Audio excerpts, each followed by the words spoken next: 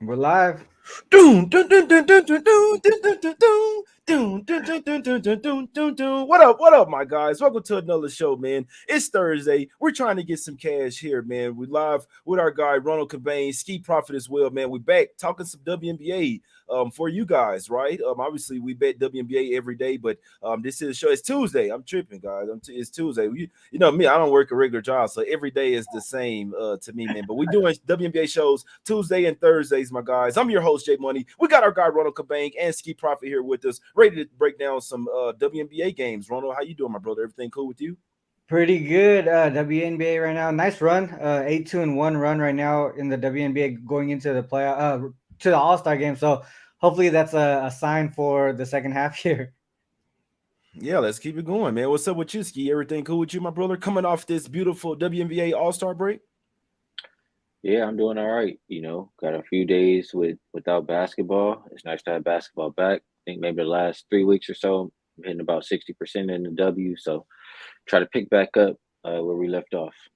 Yes, No, sir. Yeah, yeah. man. We did have some basketball. We had some summer league basketball. I was watching this shit heavy, man. But they got us through right until WNBA is back, man. So more basketball today. We got two great games. Let's break them down, guys. Let's head over here to the streets of Hot Atlanta in this one, guys. We're going to Hot Atlanta. Got the dream here. Land 6 points at the house versus the Minnesota Lynx. This line actually opened up at 4.5. Start to move up to the Dreams way. We know that they were red hot right before the break. I always like to say though, some teams might not really like that break coming, right? They were so hot, but personally, I Mhm. still feel like the Dream are a lot better team than the Lynx. Even though the Lynx start to play a lot better, they kind of start to taper off there as the right before the break, right? I believe they lost 2 or 3 straight games. Dream had won 5 straight. They were running hot there, Ronald. Do you think the Dream can keep it going? I like the way they've been playing here, Ronald. You think that break kind of mess up their mojo, or you think they keep it going here? I don't think so. I think they keep it going here. I think they were both going in like different directions, right? The like you mentioned, the Lynx lost and failed to cover in the last two games leading up to the All Star break. But even before that, their offense, even before that, their offense was clicking a little bit, but their defense was actually pretty bad. They allowed their opponents to go over their team total in 6 of their last 8 games, and I think that's the reason why they were kind of struggling to get some wins there, even though their offense was clicking. The last two games specifically going into the All Star break, I think it was the Aces and the Wings. They gave up over 100 points in each one of those games there, and then you catch the Dream Team. Obviously, you said that break there between the All Star break could have messed up some momentum, but Mhm. their offense was really on point. I think they were either first or second in offensive rating in the last 5 games. They won 6 straight, 5-0-1 against the spread in that same span there. In the last 4 games leading into that break as well, 4 straight opponents under their team total. So it wasn't just their offense that was clicking; their defense was doing well as well. And the injury is still, hurting the Lynx here. Key pieces still missing. Jessica Shepard, she was a big part of, the starting lineup. She was. I think there was a few games where she played pretty much every minute of the game. That's how important she is as far as being big on that roster. And then Powers and Bantam were a couple people who's missing that were coming off of the bench with decent minutes. I know the Dream are going to be without McDonald, but for the most part, I just feel like the Dream are a better team overall, both offensively and defensively. The momentum's on their side, even though they did have that break there. Also, the pace. I think the pace of play is a thing that is going to struggle. Or is going to be a bad part for the Lynx there. They tend to struggle in high scoring games when the book sees the total of 166 or greater. They're 0-5 straight up, 1-4 against the spread. The opposite is for the Dream here when they see a higher scoring game, total 164 or greater, 8-2-1 against the spread there, and including 3-0 straight up, 2-0-1 against the spread when they're favored in that game as well. So a lot of things to me pointing towards the Dream to cover. And then also to the under, the Dream have the Sun in back to back games coming up. So this is Mhm. a spot where maybe they take control for the most part of the game, let off the gas pedal towards the end of the game. But they should be, in my opinion, I would think that they would be ahead enough to still cover the game, even though they slowed the pace down in the fourth quarter. Yeah, it was some great points there, Ronald. Obviously, like you say, the Lynx, man, coming off that 40-point loss to the Dallas Wings in that one at the house, 107-67 in that one. We know Collier was in the All-Star game. They do get back, they get back Tiffany Mitchell as well. The Lynx do today, so we'll see if that. Obviously, we know that they were missing her, so we'll see if that comes to fruition for them. Skee, how you liking this game, my brother? I always be I'm always about to say the Hawks, man. The dream coming in winning 6 straight. Skee, do you think they can keep it going tonight, my brother? I'm not so hot on the Dream like Ronald is. I just look at what they were doing before the break, and I'm not impressed. Like they beating up on teams that are injured or teams who just are Mm. not good. The Sparks missing a hell of a lot of players. The Sky just not good, and the Storm combination of both. So I just don't think that Atlanta deserves to be this much of a favorite. Um, and just saying that, looking at the other side, Minnesota, they were playing good basketball before those last 2 games. They had won 5 in a row, Mm. and they ran into an Aces team who was pissed off a loss, and they got beat in that one. And they just, I think they kind of just punted that last game before the All Star break. In the Aces game, they gave up. I think it was a franchise record 113, and in the Yeah. Wings game, they lost by a franchise record 40 points. That kind of stuff Mhm. gets your attention, especially for a respected coach like Reeve. Um, so I just expect her to get the most out of their players, and I think they're going to win this game with defense. She was talking about it, saying they know that's their problem, and they relayed that to the players. And coming out the All Star break, they expect to be improving defensively and winning games that way. So Mm. I like that. I think Lynx can keep it within 6.5. And also, what I was saying, I mean, the Lynx play at the second slowest pace in the league the last couple games. If you combine Mhm. that with how they're talking about playing defense, I like that for an under.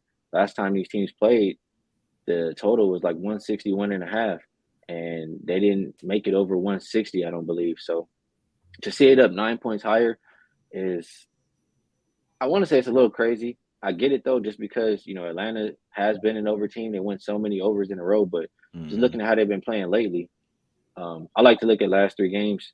They went from number one down to number four in pace, and at the same time being a number one defensive rated team in that span. So if you tell me they're gonna play defense and play a little slower, Minnesota already plays slow and they focusing on playing defense. I think this is an under type game. So I like the link side, but I agree with Ronald on the under.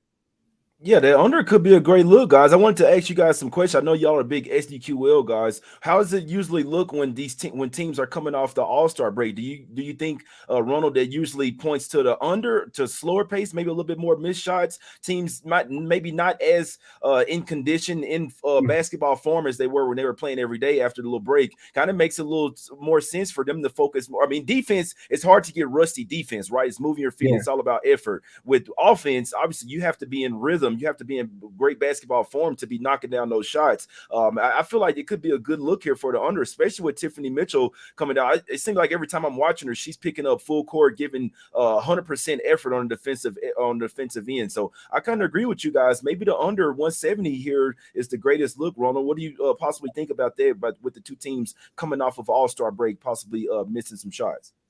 Yeah, I mean, I think it makes sense, right? It gets them off their rhythm, right? The All Star Mm-hmm. break gets them off their rhythm, and like you mentioned, the defense typically is there, right? It's mobility and just effort, obviously, and then offensively, I mean, like I was just playing basketball last night, right? And some of the, where I was off for like 2 weeks and I couldn't hit a shot yesterday, but once you get into a rhythm, then all of a sudden, you kind of feel it, right? So it might be a situation where that's the case. They're going to be off rhythm. Their offense is going to be not as on point as it was right before the break. I mean, I don't think the Lynx offense was on point to begin with. So I think it's more so going to affect the Dream. But I think overall, the Dream, in my opinion, are still the better team on both sides of the ball. That makes perfect sense, Skee. What do you think? I know you like the under here, but what do you think about just that angle of taking some unders coming off of All-Star break, especially with two good defensive teams? I think it depends on the number. Like when you come off the break and maybe you have two really good defensive teams and you that to be a brick fest and a lot of effort defensively. Or if we see a game like kind of like this one, like we see where the total is above 170, I just think it's a little bit too much to expect them to, come out of the All-Star break with the same exact rhythm that they had because, 170 plus is a lot in the WNBA. So I Yeah. think it just kind of depends on the number. If you're somewhere in the middle, I think you can maybe still get with an over. Yeah, Yeah, I that's a think good point. I agree. Ski, the number just went too high. I think it was skewed just because of the last two defensive shows by the Lynx, right, and then the Mhm. offense from Dallas. So I think all of that stuff combined, it's sort of that recency bias that adjusts the total a little bit too high. That's a great point. Yeah, I would lean to the, if I had a best bet in this game, which I didn't bet anything, I would be looking towards the under 170 in this game, guys, especially with the Lynx, like Skee said, coming off gave up 107 points. Now, I mean, to the 113 to the Aces isn't that bad, but 107 to the Wings at the house, you got to come back and bounce back defensively. Like you better be thinking about this shit the whole fucking break. We just gave up over 100 back to back in the WNBA game where around 80 is basically like 100. You see what I'm saying? So yeah, they better be on it. I'd be looking towards the under in that one for sure. Under 170 and a half would be my best look in that game, guys. We only got 2 games today, so let's get to the next one. Let's go over here to the streets of Phoenix in this one, guys. We're going to Yeah, Phoenix, I got that. Arizona. We have the Mercury in this one, guys, getting 7.5 points from the Connecticut Sun in this one. Total sitting at 162 and a half. Looks like this line originally opened up at Sun laying -5. It got all the way up to -8.5, starting to come back down. Somebody putting some money on the Mercury there, getting the points at the house in this one. We know the Sun are the better team, but can they go on the road and win by margin in this particular spot, Ronald? How are you looking at this game, my brother? Yeah, this one's tough. I didn't get a chance to bet anything on this one. I think it's for me it's a little bit too close. I ran a model yesterday. I have it as Sun 84, Mercury 79. So the totals are on point pretty much with what my model says. But I mean, one thing that Ski says is you got to use the the eye test, right? You got to pass the eye test. And even though the model says the Mercury is a spot here, maybe keep it within 5 6 points, dude, there's no way I'm gonna put my money on the Mercury at this point right now. The Sun, the one thing that I could say is that I mean, if you look at records and ATS, everything points towards the Sun, right? They went into the break winning 3 straight, covered all 3 of those. Their offense has been pretty good all season long. One thing about Mm-hmm. the Sun too, I don't know, people have been catching on, but they've gone over their team total in 12 of their last 13 games. The other thing Damn. to mention too, they have, like I said earlier, with the Dream, they're gonna be playing together in back-to-back games after this. And to me, I think it got to the point where the Dream and the Sun could be a key game, so they could possibly look ahead to that matchup, right? Because of the conference or whatever. So that might be another situation. Maybe the Mercury catch the Sun sleeping late and backdoor cover, but I'm not gonna put my money on this game at all. I think we got to see how the Mercury come out of this break here. No, that's a fact, man. I kind of made a rule. Never look towards back in the Mercury. I don't give a damn if they look like they're trying to play better. I'm just not looking towards back in them, man. So you're right, Ronald. Maybe they come out with a I can't even say sense of urgency, man. It's the worst fucking team in the WNBA. But Skee, what do you think? Is there anything left like for the Mercury? Do they have anything to play for? Obviously, this is maybe beat Tarazi's one of their last seasons, maybe Brittany Griner as well. Do you think that they try to play a little bit better or something? Because I mean, if not, the Sun could smoke their ass. Skee, what are we doing here? Do you think they should try to play a little bit better? They would have probably been trying to do that if they could. They need a point Just guard, man. They ass. need Skylar back. I'm not like you guys said. I'm not putting my money on them. I don't care. Yeah, it's Suns are past, and Ronald kind of laid it out for you. I mean, they've gone over their team total so many games in a row. Why would you look any other direction? Phoenix hasn't been really good defensively. Connecticut's going to play with pace. Alyssa Thomas, she's going to grab the board and bounce. So I would look towards the Connecticut team total over. I like that look from him. But I think, the first half over is a pretty good look at 80. What is it now? It's shaded even that way. The full game is what, 162 and a half, and the first half is now 82 and a half. And if you just look how both of these teams have been playing, I'll focus on the Phoenix side. Like the first quarter, I feel like they hang around a little bit. The second quarter, they start letting go of the rope. And then the rest of the game, it's just blowout city. Like nobody really cares anymore. So the points, in my opinion, come in the first half. Just looking at what they've been doing so far compared to the numbers, Phoenix 15-4, over 82 points in the first half. But the full game, they've gone under 8 of their last 12 at 162.5. That's just telling you exactly what I said before. So I want to get in and get out while they still maybe feel a little bit good after the All-Star break. Maybe they can compete a little bit, and we'll go over the 82 points in the first half. They could be a good look, like you say. It's Skee. We know the Sun. I mean, with Alyssa Thomas run on a fast break, DeWanna Bonner, they can score points, right? So if the Mercury on that stuff, which they're usually on, where they have no interest in playing defense, maybe you just need them to score a few points in this one. And like Ronald alluded to as well, maybe the Sun kind of start looking towards the next game and kind of just feel like they can win this game with offense. Don't necessarily have to go balls to the. I can't say balls to the wall in WNBA, man, but I'm gonna have to figure out something else. But maybe they're not really worried about defensive too much because they know they can just win this game by outscoring the Mercury here, man. So could be a great look there, Skee, with the first half over. I mean, shit, if they come out there and score 90 points in the first half, both of them could get there. First half over and the full game over, and maybe the Sun team total over there as well, Ronald. So I know you say they cashed 12 out of the last 13. Do you think it's just one of those where we should just play it up until they don't look so good, or them coming off the All-Star break kind of give you a little hesitation?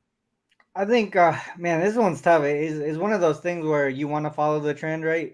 But it's just like these little things in the back of my mind, just like, nah, don't do it. But it could be a slower paced game. Mercury, it could be just an ugly game overall. But I think I like the first half. I think the first half over makes a lot of sense.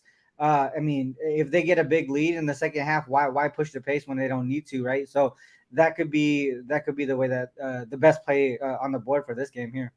Yeah, no, that's a good point. That's a great point, man. Yeah, so with this game, I don't really have a good look, to be honest with you, man. They be tripping. Hey, tripping in the chat, man. Yeah, but nothing for me on this game. Sun, a lot better team. I don't even want to look towards the Mercury, but I mean, you never know. Though the hardest bets to make sometimes are the best ones, but I'm still not betting the Phoenix Mercury. I'd rather just watch the game and stay off, man. But let's get to the recap in this one, man. What we guys like, what we're liking, closing comments, all that. I know me personally, I didn't bet anything. I knew I wasn't going to bet anything WNBA today. I'm going to watch some games. This could be like a whole nother season, right? So I'm going to watch some games, get the feel for some more of these teams once again here. Stand off today. If I had one good look that I'd be looking at, it'd be the under in that first game in the Dream versus Lynx. Lynx better come out and try to bounce back off defense. I think Tiffany Mitchell coming in, she'll probably be rusty on offense, but you don't get rusty on defense. It's not something it's just not something that you'd be rusty at. So I feel like that game really has a great chance to go under. Ronald, what you looking at today, my brother? What do you have going over at Wager Talk? Yeah, we're at Wager Talk. I gave these out to my clients, the Dream and the under there. So both plays I'll give out to today. So don't go to the website today to buy it. Just take it here. I do have one MLB play, but I'm not as confident on it as these WNBA plays today, especially the under. I really do like the under. That's probably my favorite play for today. I like it. I might have to go ahead and ride with this. Skee, what you liking today, my brother? It sounds like it might be a trifecta spot on that under. You dig it? Yeah, that's what I'm gonna roll with. That's my best bet. I like the under. I like the way everybody broke it down. So I might throw a little extra change on there after the show. But I am $2 Tuesday at Wager Talk. So if you want to be involved with my best bet there, go ahead and grab it. $2. Y'all go check out Ski Profit over at Wager Talk. Best bet for $2 up. Sounds like we're all kind of liking that under. I don't think I've played a single total in the WNBA, and I'm not really a total guy, but I'm a fan of what makes sense. I know that the Lynx, there's 6 out of their last 7 games have went over, but with that break, it kind of can throw everything off. I am a fan of the Dreams defense. I feel like this team can really lock up, and I mean, I like the Lynx coach as well. I'm pretty sure she's telling them, look, guys, we got to play some freaking defense. We just come off giving up back-to-back 100-point games. They had 4 straight home games. Now they head out on the road. Maybe they'll be a little bit more focused here heading out on the road. So hadn't bet anything yet, but I might ride with my guys there with the under 170.5. The Lynx and Dream spot in Nelwyn, guys. Could not talk you off in Nelwyn. That's the show. Y'all know how we do it. We're here every Tuesday and Thursday breaking down the WNBA bets. If you guys like to catch my guys every single day, Monday through Sunday, we only live one way, and it's Monday through Sunday, but you can check my my guys out on Wager Talk, or you can follow them on Twitter as well at UCampus Sports, at Skee Profit. Let's get some cash. We will win, guys. We back on Thursday. We out. Hit the like button, subscribe, all that good stuff, my guys. Let's go. Peace.